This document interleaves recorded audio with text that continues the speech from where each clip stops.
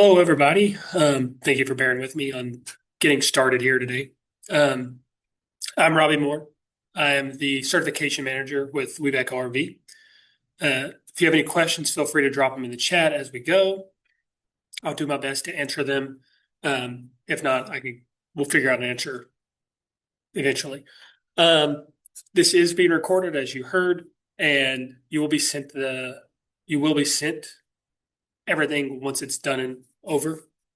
Give us a couple of days because Dr. K does that manually. Um, but yeah, we'll get started and welcome to it. So the webinar today about WeBank ORV, understanding supplier inclusion.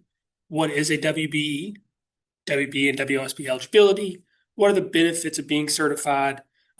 Need help, how to contact us, and certified, then what happens? Also, feel free to introduce yourselves in the chat, drop your LinkedIn, connect with each other. Yeah, be engaged.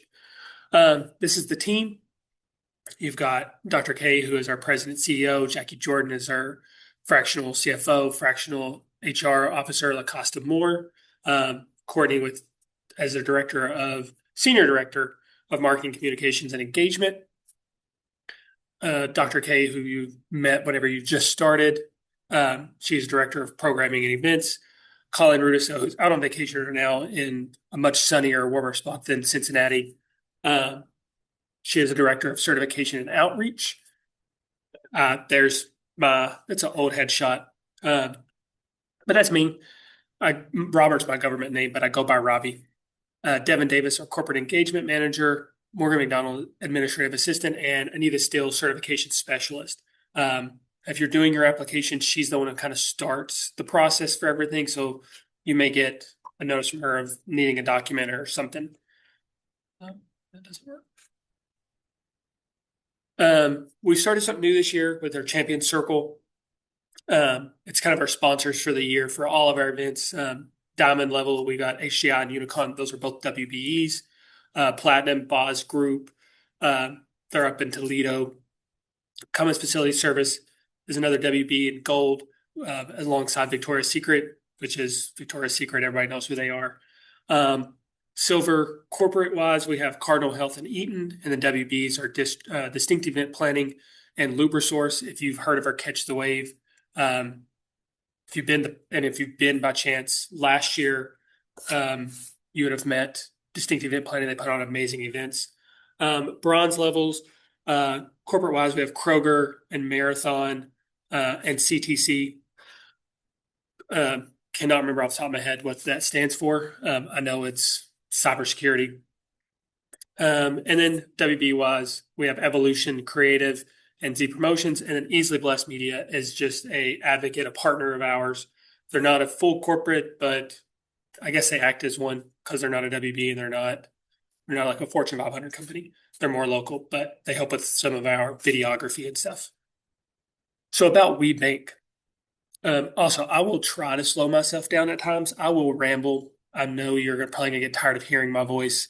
That's why we record it and we send you the slides. WeBank, the organization, has grown to become the largest third-party certifier of women-owned, controlled, operated businesses by women in the United States. We're a leading advocate for corporate and government supply chains. A little bit more about WeBank. Our core platform there, certification opportunities, resources and engagement. There's over 20,000 certified WBs across the entire footprint. And there, the map is the next slide of where that footprint is. 500 plus corporates, 14 regional partners make up those first two numbers. And we all fall under the one national partner organization, which is WeBank. I will also tell you what all these acronyms mean. WeBank is the Women's Business Enterprise National Council. That's the head honcho. You see us there. We're in the pink little star with WeBank RV in Cincinnati. I guess it's more Mason now, but you get it. This is all of the RPOs. If you are not in Kentucky, Ohio, and West Virginia, you're still welcome to sit in and listen to this. You're also welcome at our events. but find where you are on that map, and that is going to be your RPO. If this is the first you're hearing of this, on the WeBank website, if you go to the map and you click where you are in that map, it will bring up your RPO. So like Texas and Florida are split in half. If you're so you don't want to Google, WeBank Florida because you're going to get two different ones. Go to the map, click where you are in Florida or Texas, and you'll get it. That RPO. We also certify in Puerto Rico and other U.S. territories, which I guess are like Guam and U.S. Virgin Islands. I think that's the three. But it's recognized nationally. So if you get certified with one, you're certified with all of them. So you don't have to keep getting certified state to state, as long as whoever you're trying to do business with recognizes. About WeBank RV stands for the Women's Business Enterprise Council, Ohio River Valley. It's kind of the same thing as the WeBank missions. We cover Ohio, Kentucky, and West Virginia. We're one of the 14 RPOs. We started in 2009 with 7 corporate members and 348 certified WBs. And I actually just looked a few minutes ago. Our oldest WB started getting certified in 1998. So there's some that have been certified for a long time here. And then they're also processed some new ones yesterday. So all different ranges of how long they've been certified and even how long they've been in business. Today, there's over 1,000 certified WBs and over 70 corporate members in our RPO alone. I think we're the best RPO. Other people may disagree, but there's a reason other RPOs come to our events. They want to do business with our corporate members. So I might be biased, but don't hold it against me. If you need assistance with WeBank or any certification or kind of business things in general, highly recommend getting a business coach. The SBA is a free resource for that. They are amazing. I know if you're located in Cincinnati or Dayton, I guess the greater Cincinnati area, so they consider it Dayton. It's with Urban League. Gino, Eric, Myra. I think Myra's still there. Utsi is in Dayton, but the other 3 are in Cincinnati, along with Wanda Walker-Smith and Charlotte Harris. Amazing resources. They can help you with anything from putting a business plan together to getting loans at a bank. They help you with that paperwork, or even getting certified with us. They know what we're looking for. They'll also reach out to us with any questions they have. If you're unsure of where your local one is, that's the link there. Or you could also Google SBA, put in your location, and it'll bring up the regional one. I know like some of them around Columbus are at Ohio State. In Lexington, like Lexington covers like a lot of Eastern Kentucky. Louisville has their own and kind of covers, whatever part of Kentucky the Louisville falls under, because it's not central, because that'd be Lexington. So that northwest central, whatever you would call it, that's like Louisville area. But the SBA kind of covers everywhere. So reach out to them. Great free resource, and also usually really nice people. What is supplier diversity? So it's business practices that ensure that goods and services are derived from a diverse supplier base, does not guarantee contracts. And you will hear me say that many times today over the next 50 minutes. But it provides an equal opportunity to compete. It kind of prevents that good old boy system that so many people are used to. Many corporates and government agencies set annual spend goals to create a diverse supply chain. Again, it breeds competition. Make sure that quality of services are good. WeBank is the largest national certifier of women-owned businesses and organizations. Some organizations require you to be WeBank certified, depending on kind of what you're going after, especially when they have those spend goals, like a Kroger or a Honda, Toyota. I know with everything going on right now, they still use us because we're a supply chain solution. At the end of the day, we give them suppliers that help make their businesses run. You get business, they make business, everybody wins. 7 things to know about supplier diversity. Every organization and state is different when it comes to supplier diversity. Again, look up who you're trying to get your customer base or the state, um, see what their requirements are, see who they recognize. Your WBE certification is nationally recognized, but again, every state is different. Every business is different. Some want you to uh, enter into their internal portal. I know Messer Construction has an internal portal that they want you to, once you're certified, to add your certificate so that they can source business from there. Being a diverse supplier does not guarantee you any contracts. As I said, I'll say it many times. And many of your target clients have internal databases and portals like Messer. I know some healthcare people do, and I can't remember which ones off the top of my head. Being a WB is just one of many ways of being a diverse business. There is veteran owned, there is uh, LGBT plus community, there's the disabled. There are so many different ways you can be a diverse business, a minority owned. Um, it's not just goodwill, it's good business sense because, again, creative, it gives you more competition. It also brings in new ideas, fresh perspectives. And you yourself can have supplier diversity goals. Say you're building a new building, make part of that a WB. Say you're outfitting your staff with new shirts, um, new work outfits. Look up and we bank link businesses that do promotional items or safety wear or whatever. Um, Feeding people, we got caterers. Like there's all different kinds of ways that you can have supplier diversity goals that support each other. What is a WBE? Stands for Women's Business Enterprise. You have to be at least 51% owned, operated, controlled, and managed by a female or females. Uh, a women's business enterprise color refers to a WB, certified through WeBank, and it refers to the business, not the individual. You'll hear me say all the time, WBs, Weebies. Everybody kind of says it a different way. I always say WBs, but there's a lot of people that say Weebies. But it's referring to the business because that's who we're certifying, not you as a person. What's the criteria and eligibility? You have to be a for-profit independent business, 51% owned, operated, or owned, operated, control. And there's a new caveat of managed, but that usually falls under the other three, by women or women. And you have to meet all three of those. You can't meet two of the three. You can't be operated and controlled but not owned, or you can't be owned and controlled but not operated. Had to be all three of those. Female owners or owners are U.S. citizens or legal permanent residents. Female owner hold the highest title. They don't have to be the highest paid. We don't want to hinder you if you're in sales and you've got uncapped commission to always making $1 more than the highest paid person.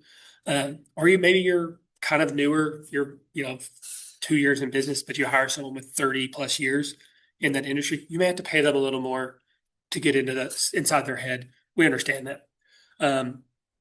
Owner displays evidence of legal and managerial control. That kind of falls into the 51% owned, operated, controlled. Evidence of contribution of capital. Even if it's not monetary, it can be sweat equity or some form, because not everything requires large financial sums to start. And you also demonstrate independence and ability to function on your own. If you are part of like a franchise, I know we have a couple that are like Aflac or insurance. You have to be able to like make your own decisions. We understand that they have criterias for like branding and sometimes even product, but you have to be able to pursue your own business. That if you want to go after a corporate as a as a customer trying to get all of the workers on staff, you have to be able to do that. Or if you just want to work with one-on-one people, you got to be able to do that. So you can have some freedom, but we also understand there's some stipulations when you're a franchise. So that's why you want to be independent. Or if, say, you're a construction company, we don't want you to be kind of a pass through for another larger company. You need to be able to source your own business. There's no size, industry, or length of time business requirement. Some other agencies may require that. Some other certifying agencies, I say. But we don't. As long as you have enough legal documents in order that like the government recognizes you, you've filed your LLC, you've filed your tax, whatever, you've got an EIN number, you've got bylaws, whatever your structure requires. As long as you have all those documents, we can certify you. We're not going to make you meet a certain revenue range before we do. What is a WOSB? Stands for Women Owned Small Business. We do it in partnership with the SBA. There's two ways you can get certified right now. And first one, no extra cost, is adding it to your WBE application. It's one of the first questions of, do you want to be considered for WSB, or some people say WOSB, accreditation or certification? And if you click yes, it will populate a few extra questions at the end of everything because there's some extra things that we need to know that we don't ask, but they require us to ask. It's maybe like 8 more questions and like 3 documents. It's recommended. If you don't want to do it that way, you can also apply through the SBA. It's free to do through them, but you're going to have to ask. They're going to ask all the same questions that we're going to ask, but you don't get the WBE with it. You only get the WOSB. So this way, if you do it with us, you kind of get 2 in one shot. And we process a little faster than they do. We have 90 days is what our criteria is, what our policy is that we have to process a WBE. The WOSB, we have to wait till the end of the month to process because they keep changing the rules, but we're not allowed to process it on like the 5th. We have to wait till the last day of the month of your certification. If you've applied for but not received the UEI from sam.gov, complete the application, provide a screenshot of the PDF. Don't let the WOSB slow you down from applying for WBE. Go ahead and put in everything you have, and we will ask for the WOSB stuff while you're still probably getting it. We'll send a Q&A so that way you don't have to, you're not waiting a month for them to give you that or a couple of weeks. You can go ahead and start everything. We can start processing the WBE because since we process the WOSB after, this will prevent that waiting period. What the criteria and eligibility, you have to meet the WBE certification because, again, it's an extension of that for us. You meet the approved NAICS, or I call them NICS codes, and SBA size standard. If you're unsure of what those standards are, you could Google SBA size standards and it'll bring a PDF that's 5,000 codes or whatever, and you could search your NICS codes. And if you're unsure what NICS codes are, they're your business codes. If on your taxes, I think it's usually on your Schedule C, 1120S, 1065, whatever your business taxes that you file. It's on the left side nor the kind of in the header. It'll say business code. That's your NICS codes. That's your industry that you're in. And honestly, unless you're 20 million plus in revenue, you're most likely not going to have an issue with not meeting the size standard. And then some of them, depending on industry, they understand that cost of goods are extremely high, like steel.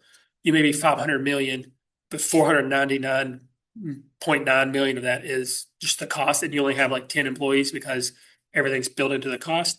So that would be certified. Like those standards would be based on the employee count, so that they're going to look for, like, if you have less than 5 or more than 500 employees, you wouldn't meet it. Less than 500, you'd be fine. I just know steel is a really high one up there of just like the cost is so high. So they switch it to based on your employee count. Do not pay attention to this asterisk. It does not apply to the bottom thing. Should actually be switched over to the next one. Owner must devote a minimum of 30 hours per week to the business. This asterisk is not all businesses require 30 hours. You could be in the startup phase and you're only needing 20 hours to kind of get your work done for the week. We understand. Or maybe you're in real estate, kind of own a couple buildings or something, and that's where it is. It's not going to take you 30 hours a week to do the paperwork for that, or to maybe like do your rounds. So this caveat is kind of like, depends on your industry, depends on your business. But if you're, doing something that should require you to do a lot of hours a week, you should be hitting 30, no problem. And most of the time you all are hitting 50, 60 hours a week. Count your emails after hours, your phone calls, the dinner table discussions that if maybe you own it with your partner, your dinner table discussions count as business hours because you're voting energy and time to your business. Don't sell yourself short. You must be registered in the federal system for award management, SAM. This is where the asterisk is. SAM.gov is free. If you are on a website that says you need to pay for it or they'll do the application for you, you can do that, but it's free to do on your own. Cannot emphasize that enough. There is no cost associated with SAM.gov. It's a government website, but there are agencies out there that will help you um, get your SAM registration, but it's free for you to do on your own. It takes a little time, but if you're going through the WBE, you're most likely going to have all the documents already there for SAM because they're going to ask for your tax stuff and make sure that you're a legitimate business, but it's free. Mouses, one thing. So determining a certification right for me. What is your product or service target? Whoever your target is, do they require WBE? Do they recognize WBE? Do they encourage it? Figure that out. Can your business provide quality service and or products on large contracts? If your target is large contracts, are you ready to scale? If you're doing, I always say candles.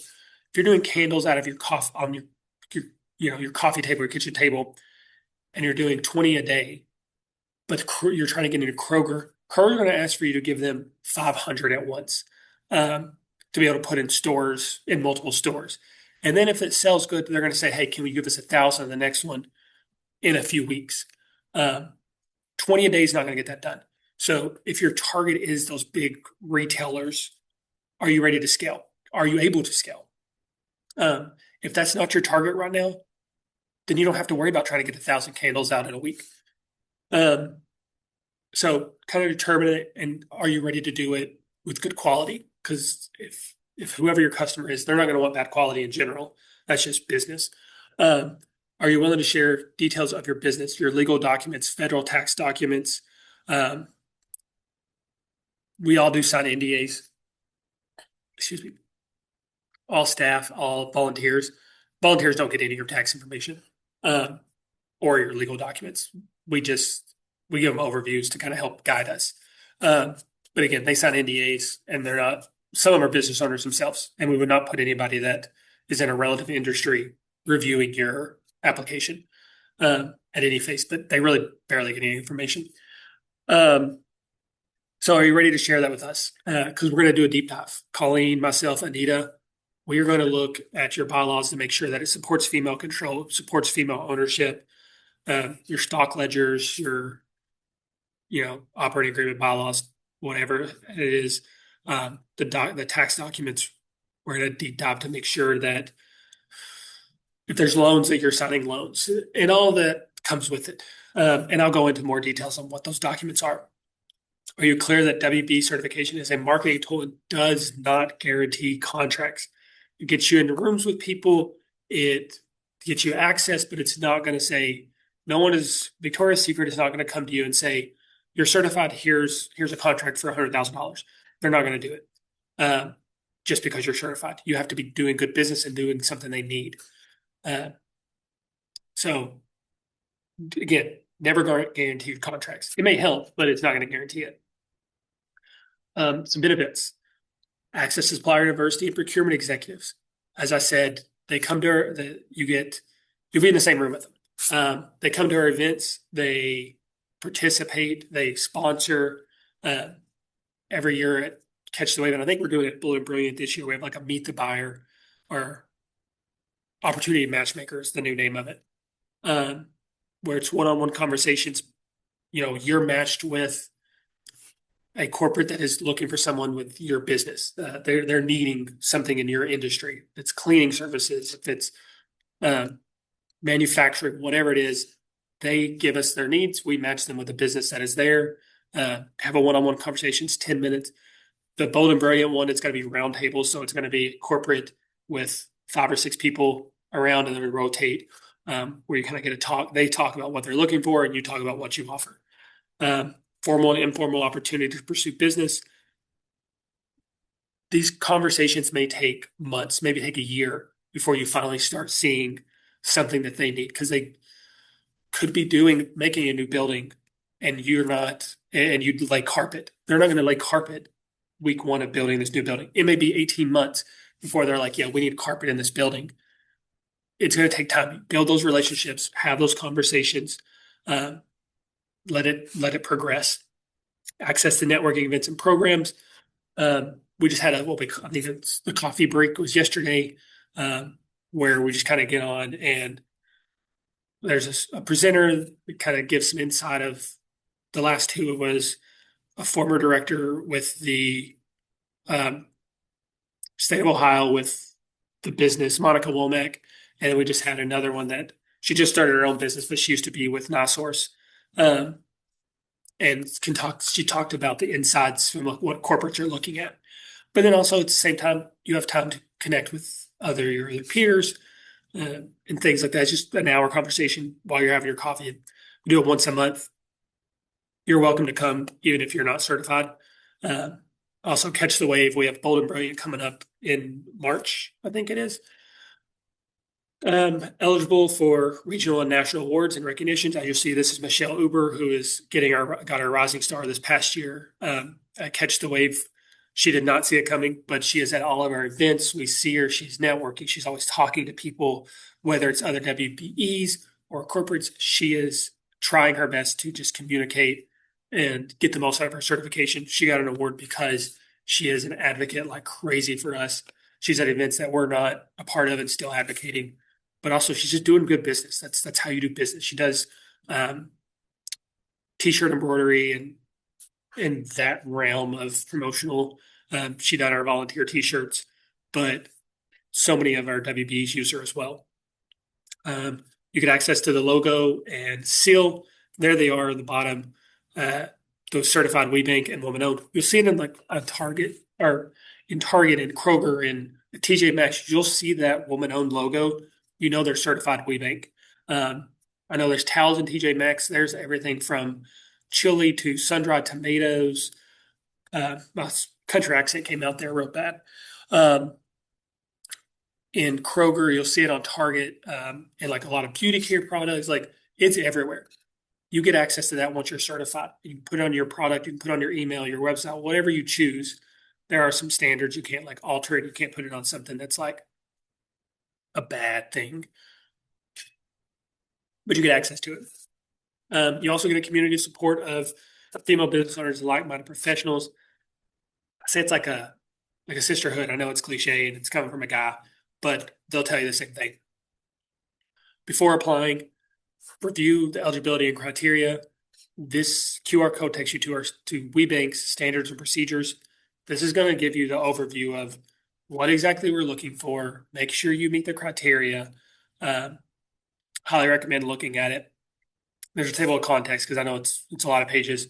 I've read through it, so can verify it's very good stuff.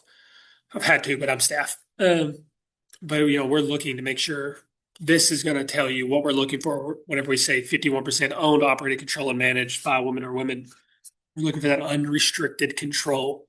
There's no backdoor ways of a male stopping, even if the male can't do anything, just stopping you from doing something as a female owner or female owners. Application process takes 3 to 4 months, 90 days. Depending on your complexity of your business, it can be closer than 90 or it could be quicker. So what you want to do, determine if you're eligible, compile your required documents, and I'll give you a cheat sheet in a minute about what those are in explanation. Complete the online application. Once that happens, that's when the timer starts for us.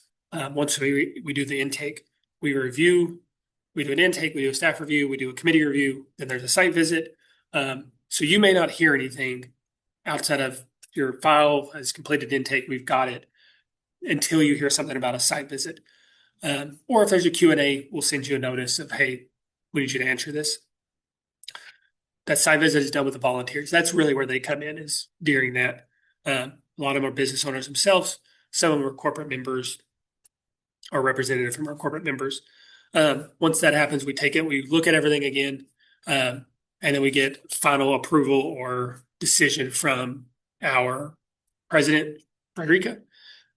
Once you're approved, you're in. You'll get a notification saying, here's your certificate, here's the approval letter. If you do WSB, here's how to upload it, where to upload it, and things like at the end of the month, you'll get that one. But once the site visit is completed, allow 30 days for notification regarding the final decision. Because again, we look at everything again, we make sure we didn't miss anything.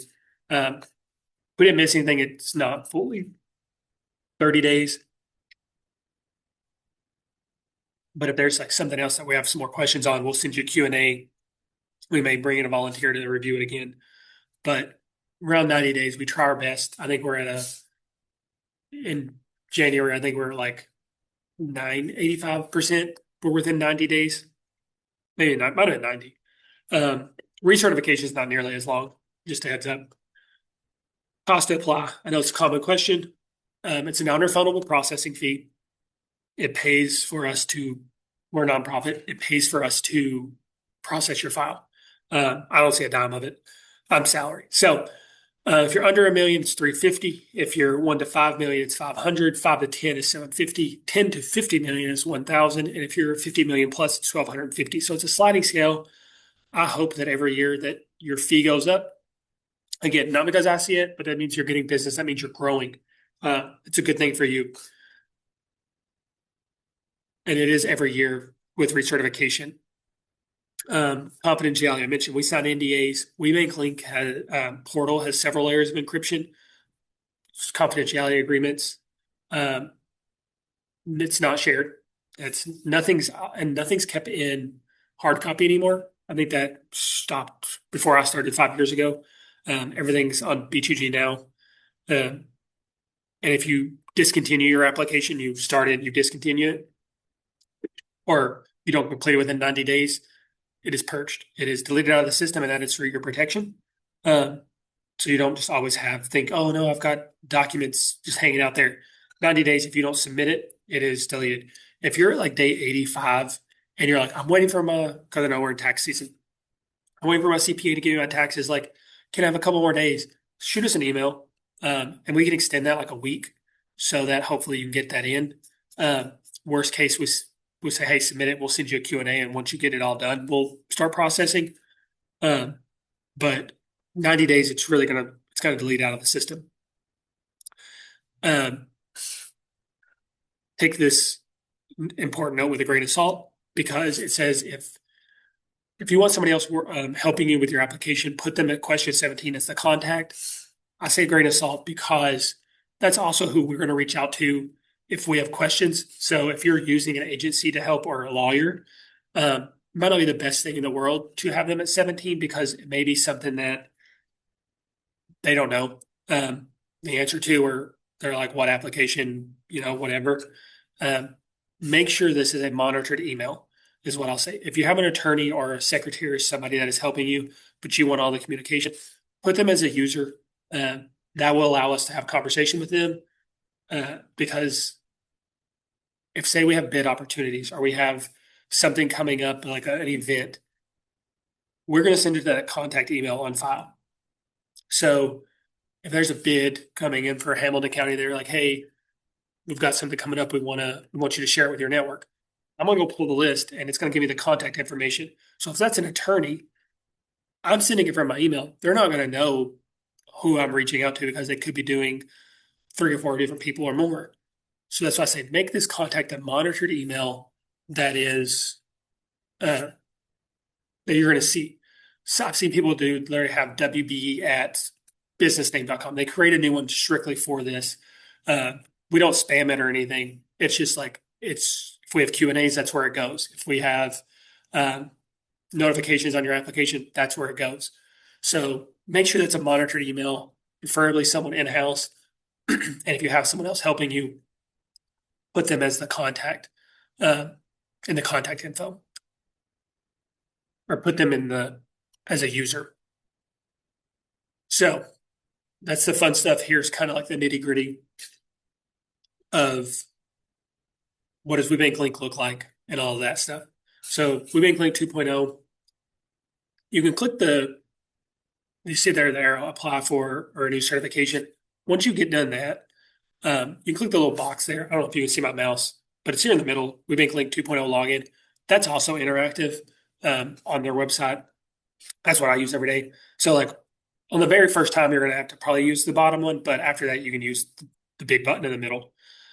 This is two separate Um, this is a dashboard twice for two different things.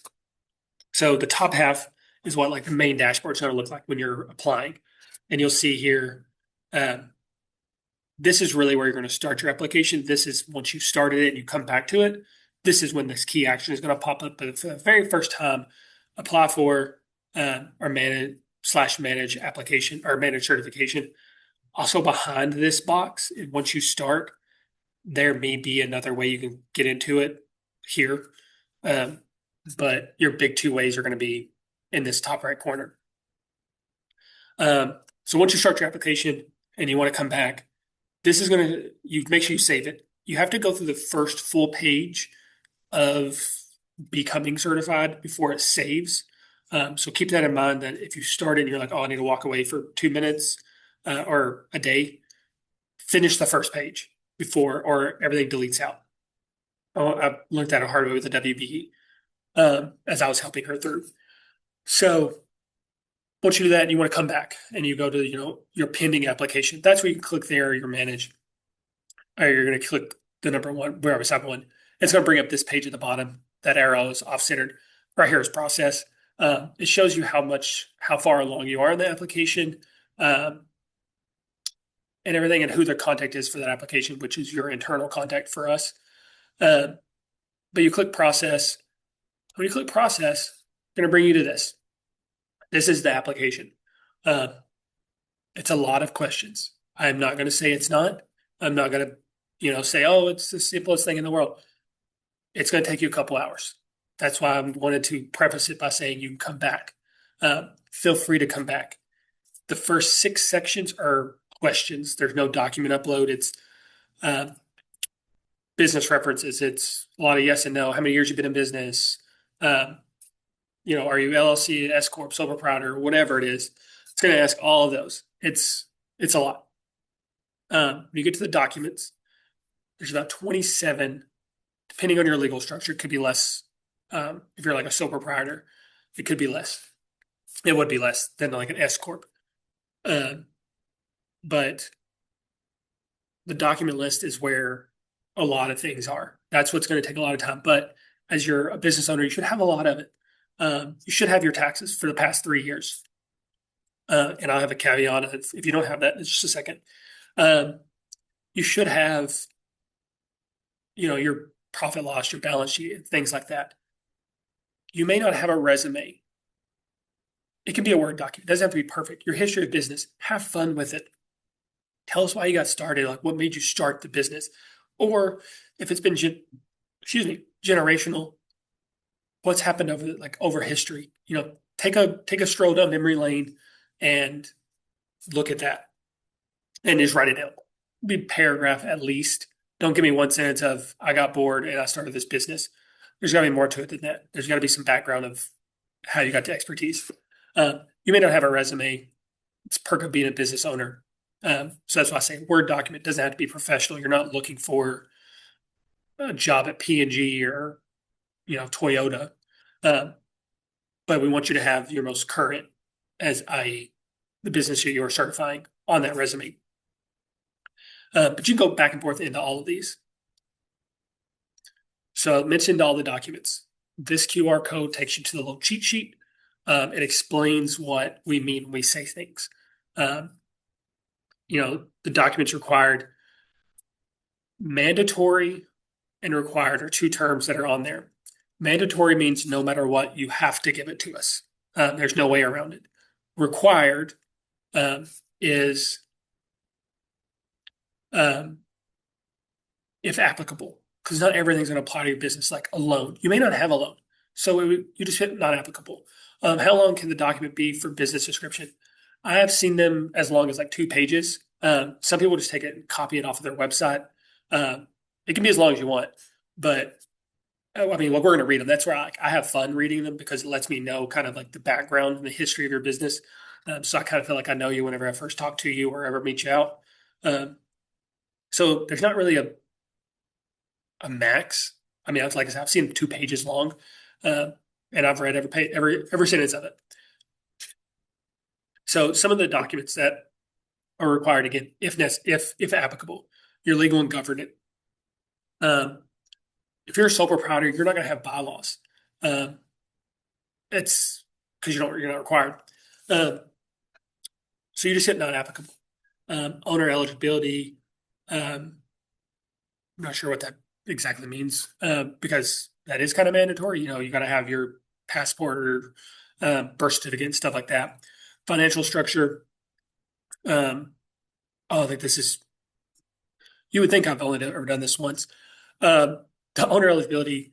Some of the things may not be there of leases or loans, stuff like that. Like you may not have all that financial structure, uh, profit loss balance sheets. You're going to have those. Even if they have a lot of zeros, that's fine. It could be a startup. That's perfectly fine.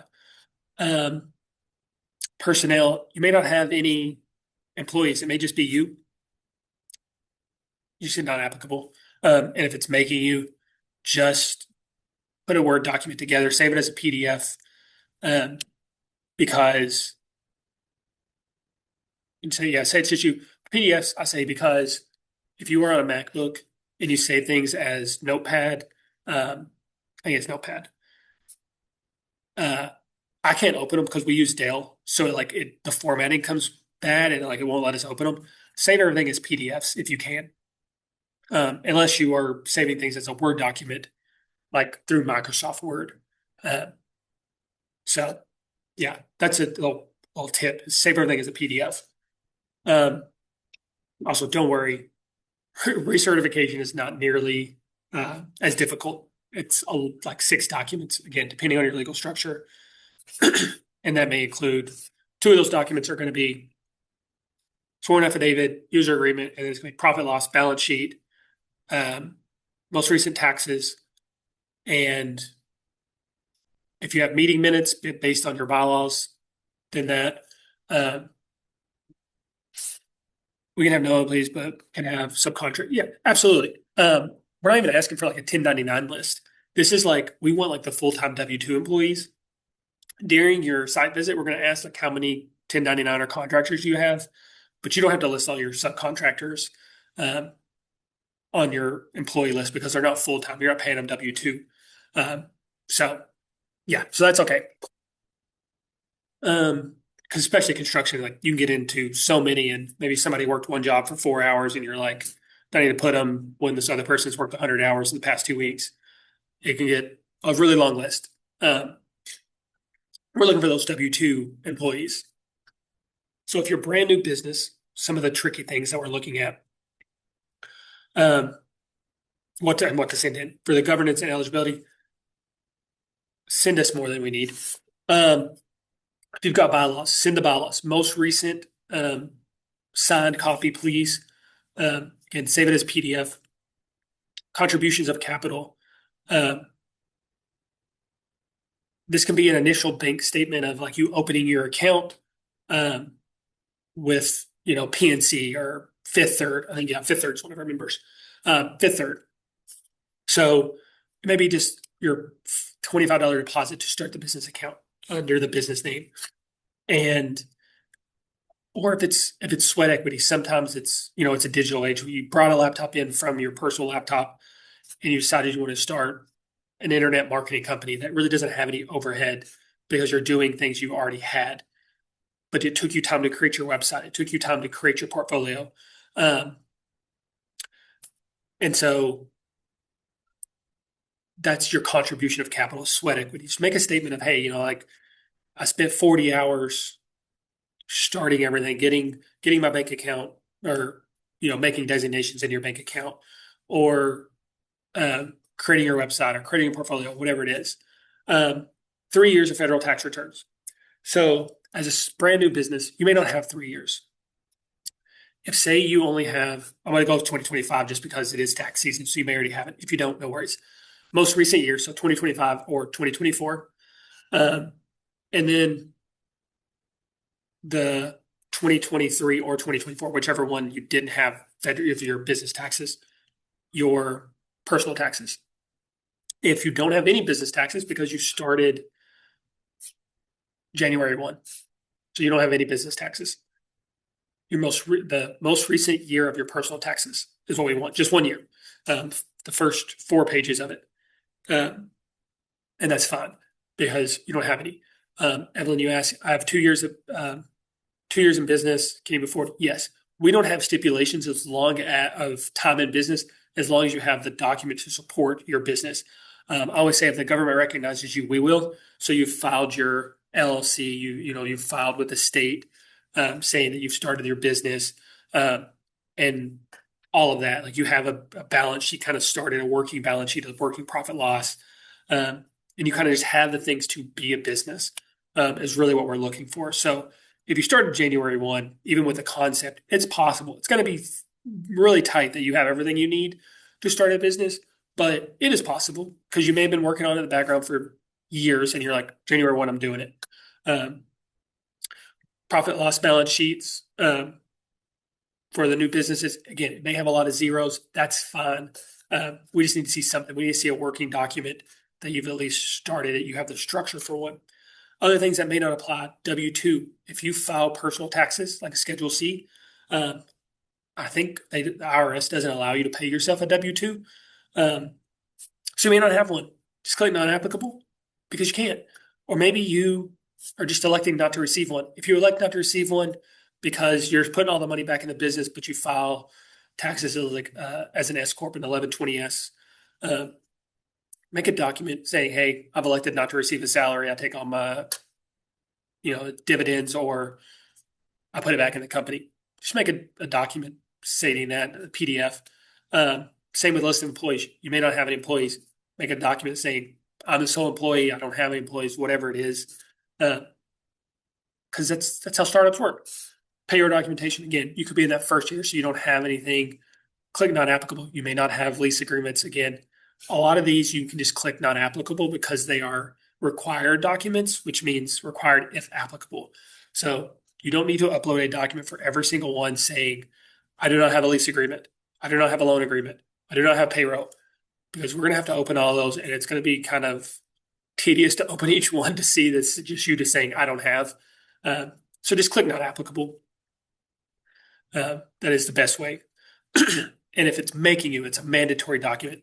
Submit a Word document. I always, again, save it as PDF because of formatting and things, and then submit that. Insider tips, quick and easy. One, you got to create your profile with bank link. Simple as that. Submit as many documents as possible.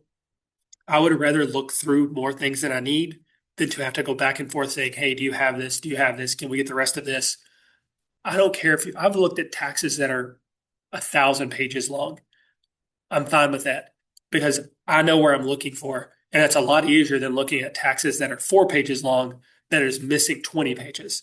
Because now I'm having to say, hey, I need these other pages. You didn't give me your K1s with your taxes. I need that. So now it's longer wait time, and then your processing time slows down. Submit your application within 90 days. Again, it will delete it out if you do not. There's we say a 90-90-90 rule of you have 90 days to submit. It takes us 90 days to process, and we ask that you submit your recertification within 90 days of expiration so you don't have a lapse. Make sure your bylaws support female control. Read through them and thinking, is there any way possible that someone can stop me or the female owners from doing business? Do we have to ask permission from somebody that is not female or a non-owner to do business or to act as the business? If the answer to that is maybe or yes, fix that. Because we're going to look at that, not knowing how your business runs. We have to take it strictly legal. If you've got board of directors that are 3 members and 2 of them are male, and it's like the board of directors approves all business by majority. That's now male operated. Even though the female owns 51, maybe owns 100%. We are looking if there's any way possible a male can stop business from happening, even if he can't do it on his own, or say watch out for the unanimous clauses are the biggest, and supermajority. Read back through and see, is there unanimous clauses?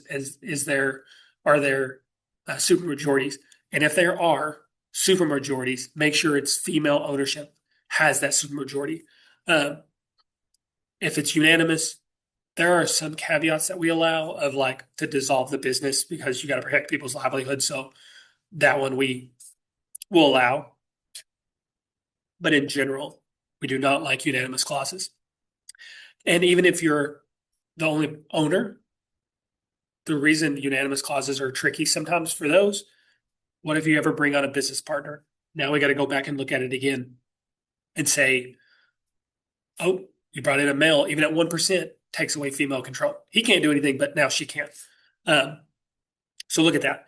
If you are filling it out for somebody else or somebody's filling it out for you, make sure the female owner reviews everything before signing and submitting. Pay the processing fee by credit card because if you pay by check, we have to wait till it clears the bank before we can start processing. Credit card, we start like the next day. Whitelist the WeBank link at webanklink.org. It may go to your spam. It used to go to my spam until I whitelisted it and I work here. I'll respond to Q&As in a timely manner. That's why I mentioned earlier, make sure that contact is a monitored email so that if we have a Q&A, you're going to see it. Be flexible when it comes to site visit. And I've got another slide on site visits. RV has volunteers providing the service for us. There are some staff members that do, like me and Colleen will still do them. And Dr. K does some, and actually all of us do them. But majority, I think like 75% of them are done by volunteers. So be flexible with your time, with their time, and please be kind. Again, they are volunteers. And remember, this process takes 3 to 4 months to complete. Site visit. WeBank requires all new applications to have a site visit. Be as flexible as possible when scheduling. Volunteers donating their time to meet with you to go over your business. Most of these are virtual. They don't have access to your file. We give them a pre-populated sheet with really like your business address, the contact phone number and email, your website, and how the ownership breaks down. That's all they got to go on. The rest of it is what they ask. So please be kind to them. And if you have questions, don't reach back out to them. Reach out to staff. Because again, they don't have any access to your application. Submit a report at WeBank Link 2.0 or email us. Site visits are conducted virtually except if you're in distribution, manufacturing, if you share the space with another business that's not a WBE, or if we deem necessary. The shared space, if you're in like a co-hatch, we're in a co-hatch or a co-working space or a shared kitchen, probably not going to do those. When you've seen one, you've seen them all. So we're probably not going to come and do a site visit of those. But if, say, you're a landscaping company and you share part of your office with a fencing company that is not female owned, we're going to come and say, okay, like, are you sharing employees? Are you sharing resources? How much are you sharing? Is there independence? If we deem necessary, sometimes they're just tricky and we're like, all right, we need to have a real conversation about like what's going on so we can understand. Sometimes they look really cool and we're like, this would be a great one to do in person. It just kind of happens. Thanks for joining, Kim. This is recorded, the rest of it, so you'll get it. What comes next? Certification can open new doors, new business opportunities. If you work your network, show up to events. As you see, this is one of our WBs here. This is North Star Maintenance. I think is Lupe's going to kill me for forgetting her business name. They come to events. You got to show up. You got to be there. You got to talk. You got to engage. Upload your certification to supplier diversity portals. Check out the government check out the corporate and government member online directory in WeBank link on the left side. Once you're certified, a little thing that says members, like it's under the search, they'll say members. That is all the corporate members, and that is all 500 plus nationally that you could find, from the 84 Lumbers to the P&Gs, the Amazons, the Disneys, the whatever. As long as they pay and are still members, you can find out who the contact person is or their supplier diversity website in there, even phone numbers. Market yourself as a WeBank WBE. Attend the National Conference Business Fair in June. It's in Salt Lake City this year. Our Catch the Wave conference is in August. That is in Louisville this year. everybody rotates. Our ORV1 rotates between our RPO. Just last year was in Cleveland. The year before that was Cincinnati. The year before that was Columbus. The year before that was Lexington. So we move it around our RPO so everyone can feel. We meet people where they are. It's kind of cuts down on the travel and stuff. WeBank does the same thing. It's Salt Lake this year. Last year was New Orleans. Year before that was Denver. Year before that was Nashville. Year before that was Atlanta, and then COVID was the year before that. Those are massive. Those are like 4,000 people at them. Ours are like 300, 350. So those are huge, but it is amazing if you can attend. And then join committees to support programs and awards and more. I'm almost done. This is a survey. I'm going to jump to the next one and then come back to this because we've got our upcoming events. Doing business with corporates on February 11th. All these are on our LinkedIn. They're in our newsletter. Doing business development series. We're talking about AI, developing an effective capability statement. That's a business resume, or it's a resume for your business. It's like a one pager. Great to always have. Women of color. Why should I get certified? If you have more questions, you want to do this again. A WBE actually leads that and kind of dives in from her perspective, and then also with our help. Newly certified WBE onboarding. If you know somebody else that's been certified and isn't sure, that talks a lot about what WeBank offers and stuff. The next coffee break, those are virtual. And then we have our doing business with KeyBank. Upcoming events, Bold and Brilliant, March 20th. I knew it was March. I'm on vacation, so I'm not going to be there. The Women of Distinction Award Luncheon is on May 13th, and then our save the date for Catch the Wave in Louisville. It's the Monday, Tuesday, there at the end of August. That's the info. I'm going to jump back to the survey.